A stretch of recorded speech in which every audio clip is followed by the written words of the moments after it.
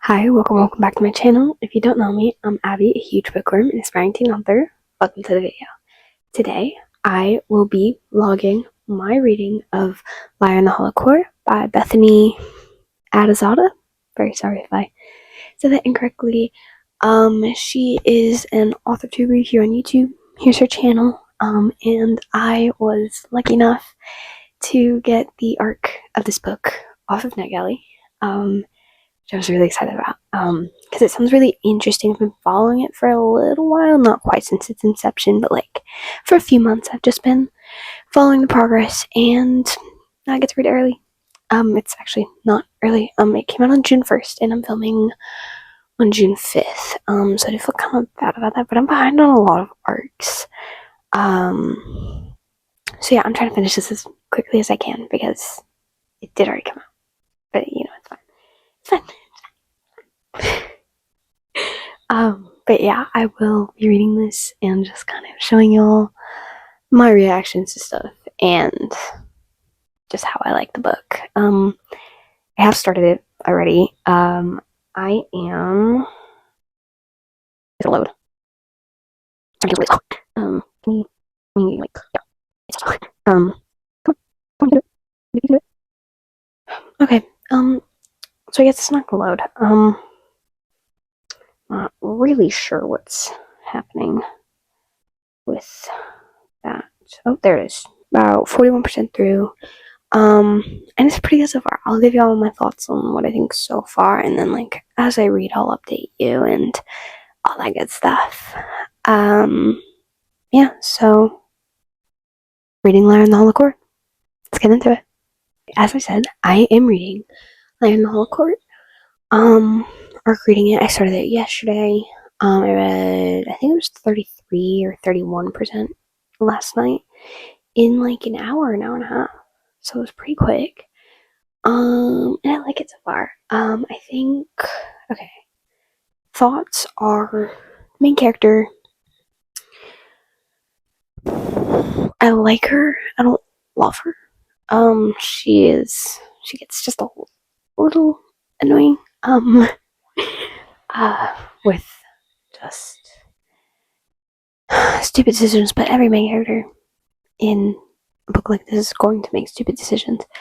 So I'm not really mad about it. It's just, like, y'all know how it is, like, why? Yeah. As for, like, the actual, like, world, it's cool. It is very similar to The Cruel Prince. It really does give Cruel Prince. I think it's more focused on the, like, they can't lie and, like, the deception of what they say and, like, how they spin their words. I think it's more focused on that than The Cruel Prince is, and I don't mind it. It's sort of like a workout for your brain, like, oh, okay, so he's not lying, but he's not telling the truth. Like, yeah. And so that's cool. I like that. It's in an underground, like, court, which is cool. I never really would have thought that, and I wasn't sure how I'd like it, but it's cool. It's unique. Again, magic, very similar to The Cruel Prince. Contracting is cool. You know, you're bound by the contract, and you know, again, it's a pretty quick, like, read.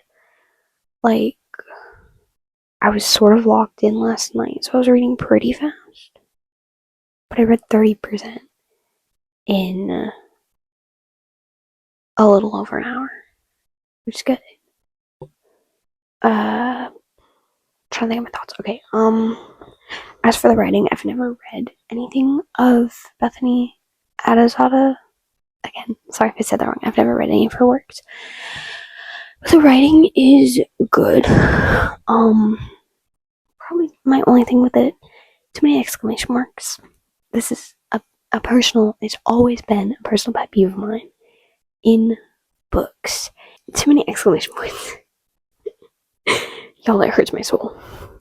I hate the overuse of exclamation marks so much. And not necessarily that you can't use them. Like, exclamation marks are fine. But I really, like, in dialogue. In dialogue is cool. You're yelling at someone, you're screaming at someone. Of course you should use exclamation marks. You're excited about something, you should probably use exclamation marks depending on the situation.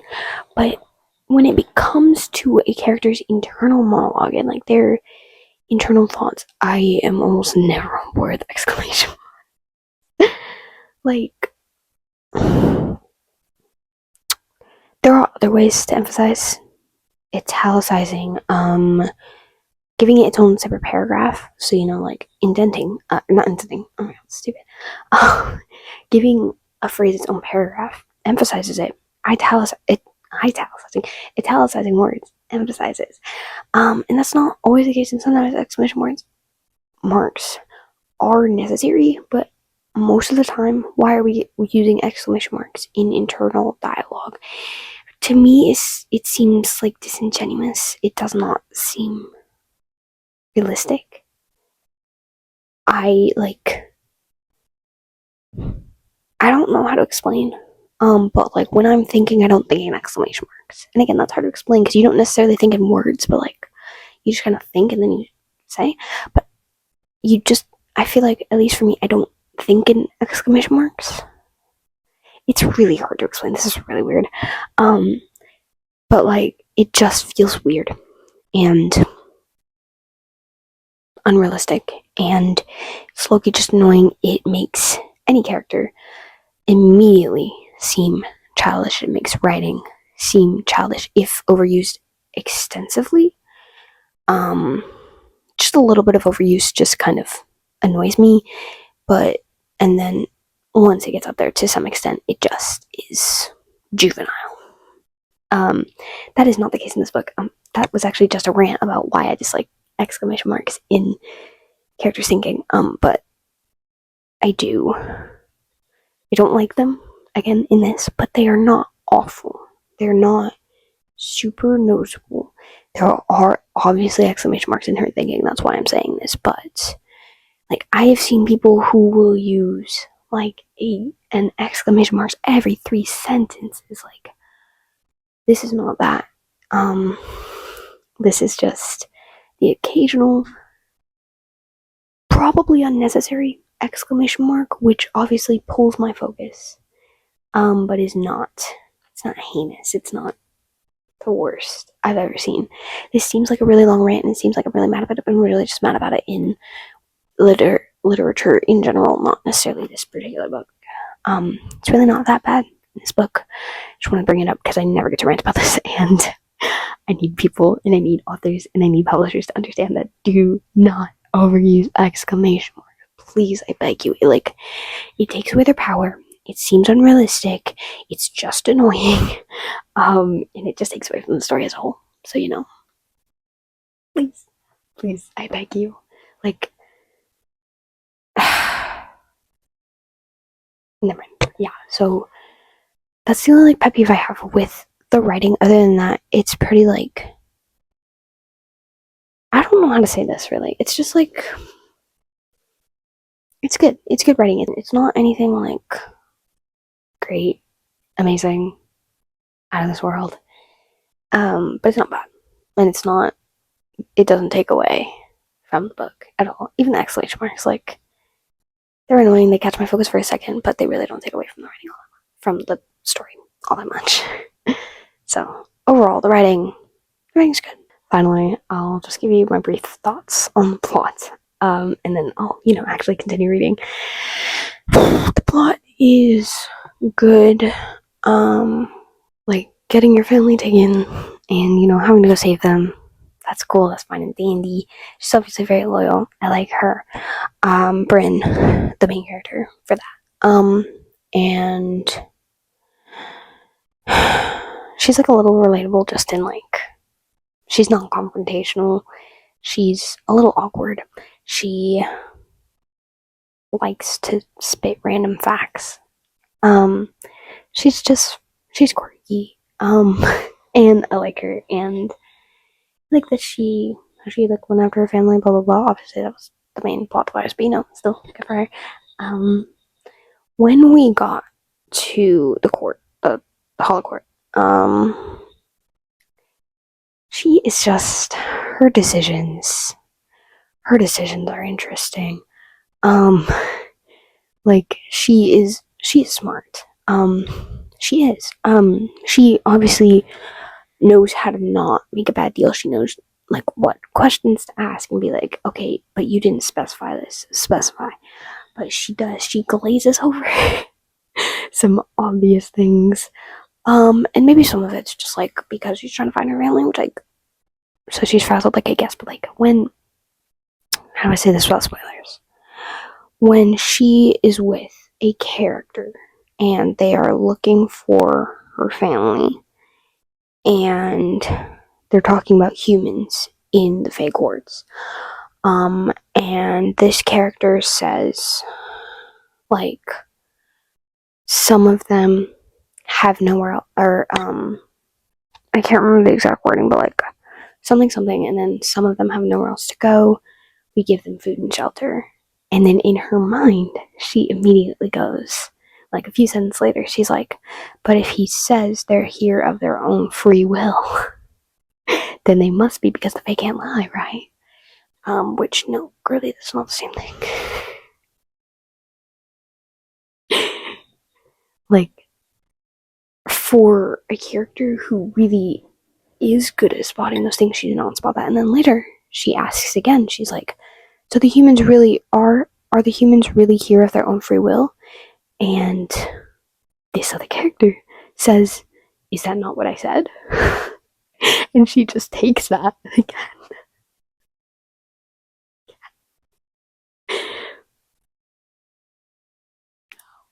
No, obviously it's a lie, or it's a very twisted truth that is meant to seem like a lie. Or it's meant to seem like a, okay, I don't know how to explain it, but anyways. The point is, there's just some inconsistency in what she chooses to notice. But again, character stupidity just kind of comes with being a reader and having to cringe at a character and a character's stupidity. In any book, there is never going to be a character that I'm like, I agree with all your decisions 100%. You are the smartest person to ever, you're the smartest character to ever exist. I agree with you 100%. No. They will always do something stupid because that is the best plot device. Self-inflicted, basically. Like, that's always going to be good, always going to be useful, it's always going to happen. This is really not, like, this is really not a critique. It's a critique. It's just, like, me explaining for some reason. I don't know.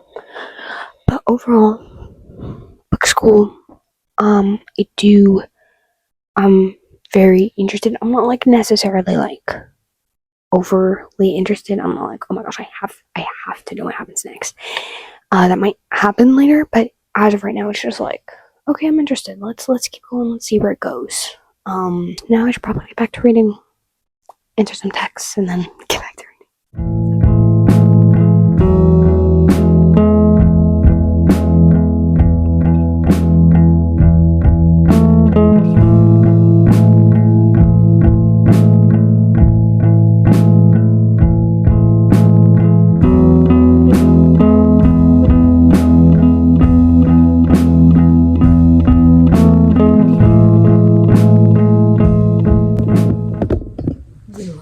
Signs are so obvious and yet the main character refuses to see them. It's okay. Okay, so if Parker said that while I'm here.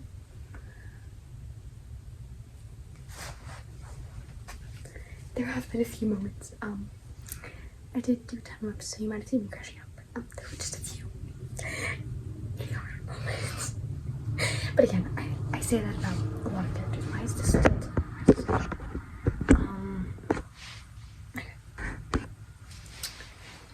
Yeah. I say a lot of characters are stupid because they are. But, I mean, I think she just seems stupid because she's in a world where if you are even the slightest bit not stupid, you are stupid. I don't know why I can't talk, but anyways, I am 50% through. It's good. It was really good, and I'm pretty interested. I still wanted Sam fully hooked. Again, I'm interested, and I'm like, okay, yeah, let me know more. Let me see. Let me continue reading. But I'm not like, I need more right now, or else I'm gonna die. There are books obviously like that. This is not that quite yet, but we're gonna see. And I'm going to probably continue reading. I am exactly 50% through today. I'd like to get to at least 60% today. But I do have to write. I'm kind of tired because I stepped late reading this book. Because again, it came out June 1st. I'm a little tired, but I'm probably gonna keep reading. I also have volleyball tonight, so I'm gonna keep that in mind. Let me just continue reading now. I did just realize that I have not been using my handy mic. So, really sorry about the audio quality of those last few clips because it's probably not great. So yeah, I apologize. And also, probably not gonna read right now. Probably gonna write. Maybe do other stuff. I don't know. I'm hungry, might go eat. I don't know. It's 4 o'clock. So yeah, I'll try to read later. We'll see.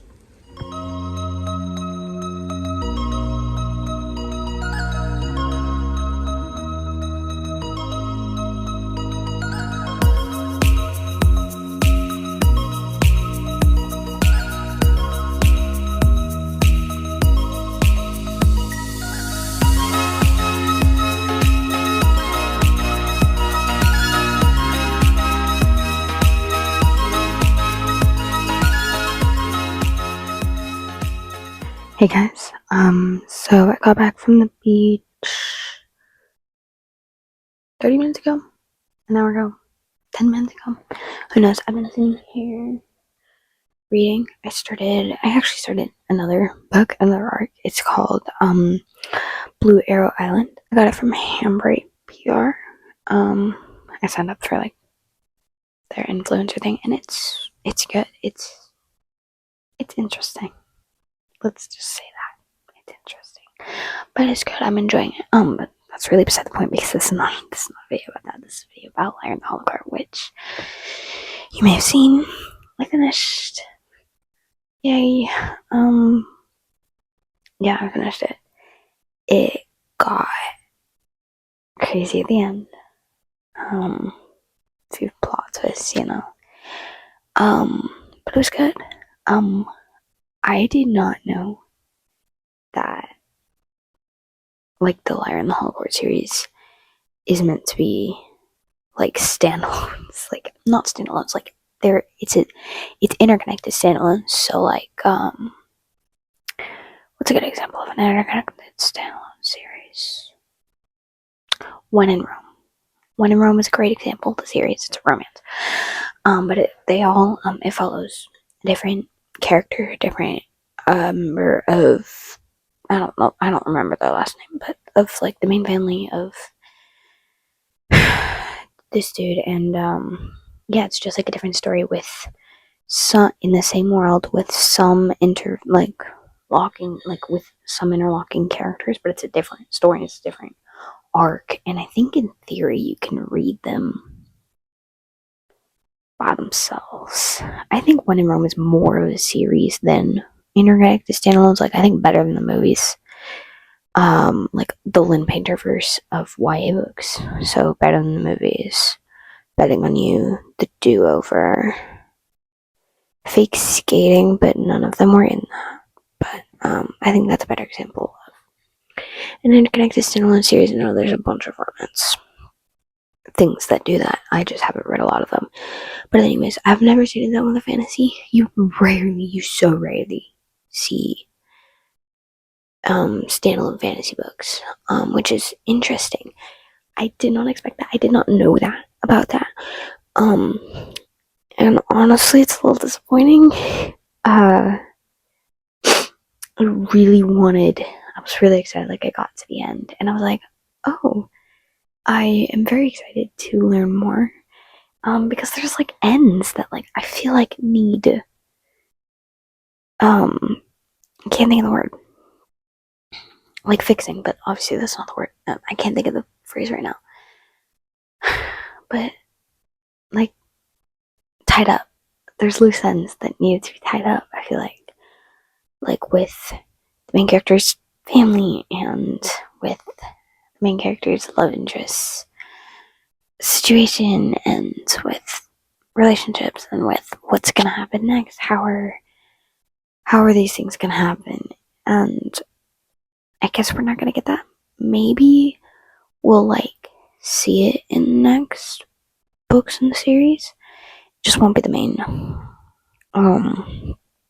focus. I know this because it did say that the next book in the series is called Prince of the Drowned Court, I believe. Prince of the Drowned Court, and it follows a different character in this like main group. It follows a different character. Something happened to this character, and now this character has to go on like their own separate adventure. And it follows like their backstory and what happens to them, which is like cool. I would have never thought that of that for like a fantasy, but also it's kind of disappointing just because I really did like the main character that we had, Bryn. I really liked her. But we'll see. I will definitely be on the lookout for Prince of the Drowned Court. It's supposed to come out May something of 2027, so a little less than a year after the first book's publication. But, yeah, so I ended up giving Liar in the Hollow Court 4.75 stars. Only because the romance. I don't know if I've said this here before. Probably have. I am not a fan of the day-old romance. Or like, I think in this case it was like 3 or 4 days romance. And it wasn't like there were definitely worse things. Like they'll be like, oh my gosh, I'm so in love with you after like 2 days. And I have seen something very similar to that. So it wasn't as bad as that. It was better.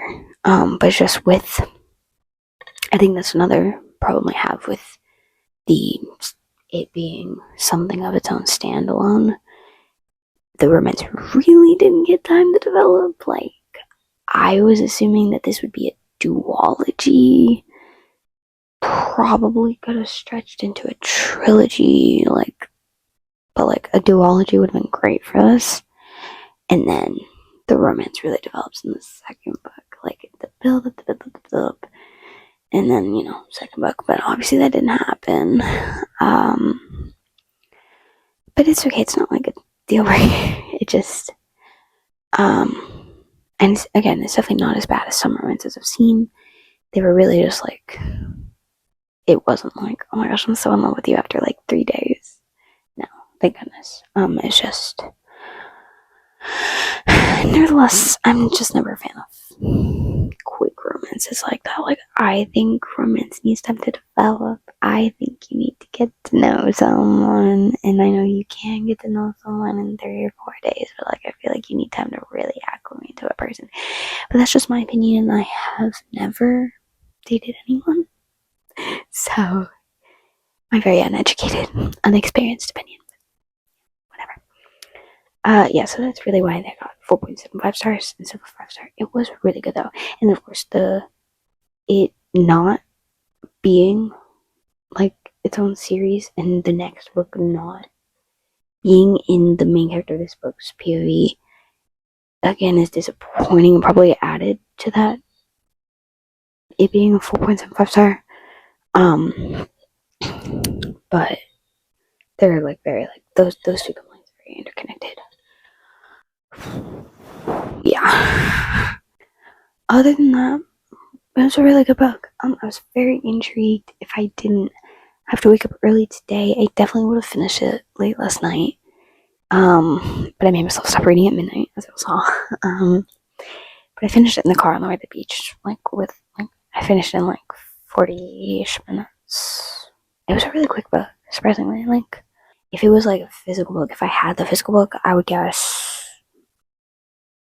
paperback, right around 300 pages, like 305. That would be my guess for the page count. Yeah. I am very tired, so my thoughts are very scattered right now. Okay, the characters. They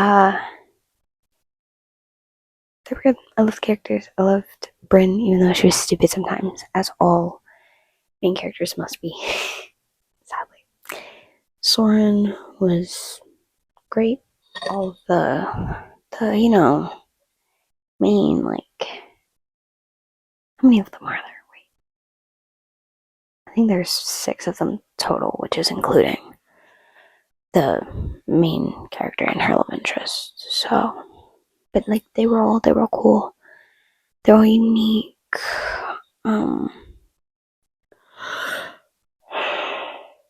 He's so tired. Can you tell? The plot was cool. The plot was good. There were definitely twists that like I could have called, but I didn't. The reveal of some of certain familial ties around like 85% of the book, maybe 85 to 90. Don't quote me on that. Yeah, the setting was cool. The Hollow Court was super cool. I'm sorry, my thoughts are so crazy, but if you wanna like read my better, more put together thoughts, I will link my Goodreads review down below. If you want to check it out. Cause yeah, I can't even think right now. Oh, also I can just put it here.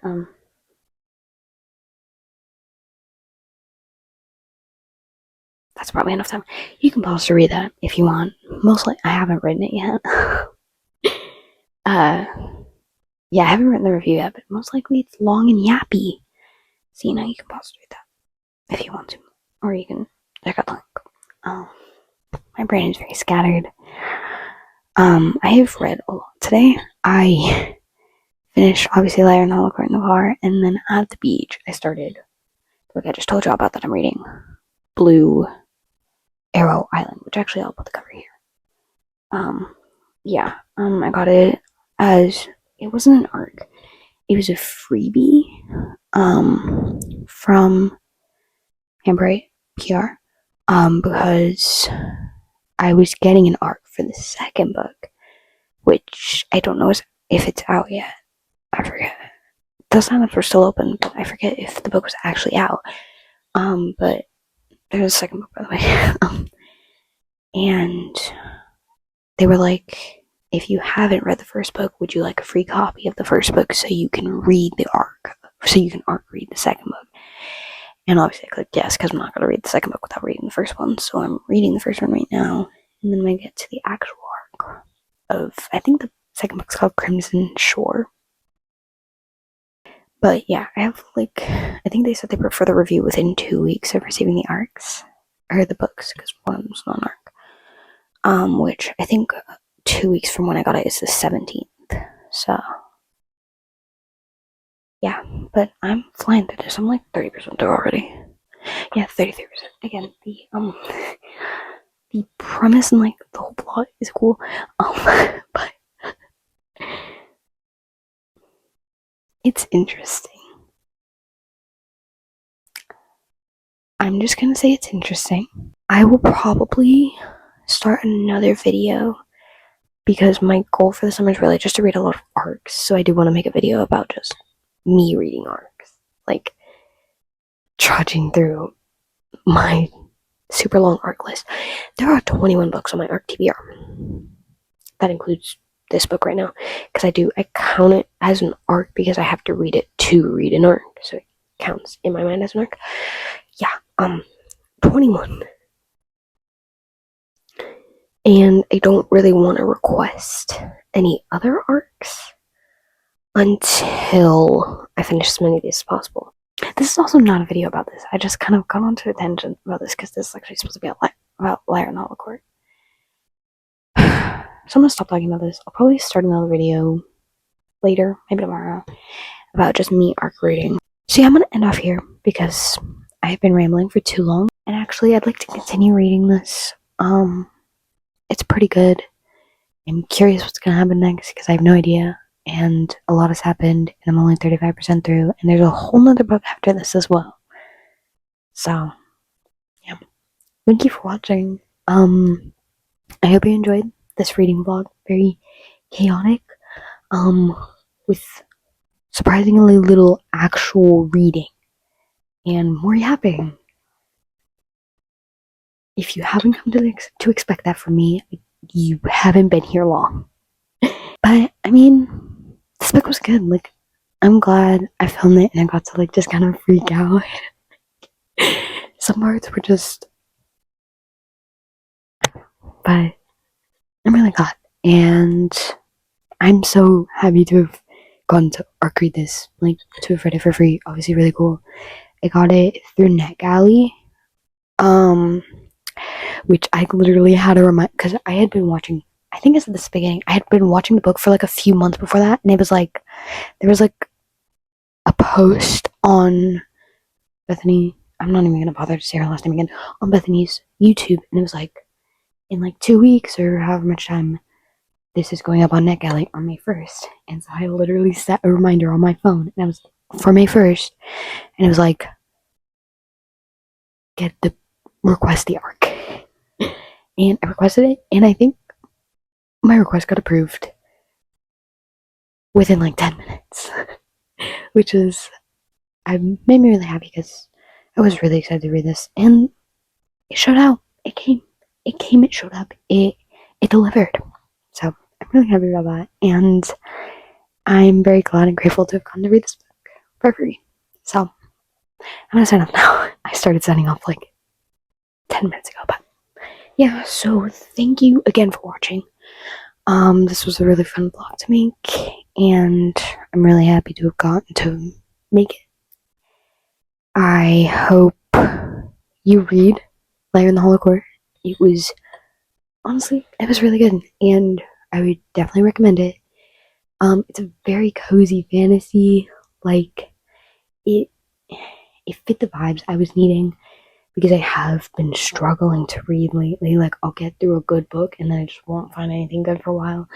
So it was like exactly what I needed. It was short and it was just a cozy fantasy. It was fun. It was like lighthearted and exactly what I needed. And if you're looking for something like that, I would definitely recommend Liar in the Hollow Court by Bethany Atazadeh. Again, very sorry if that's wrong. Okay. Yeah, thank you so much for watching. I hope you have an amazing day, an amazing week, an amazing life, because that's always cool. Yeah, so have a great day, and as always, happy reading.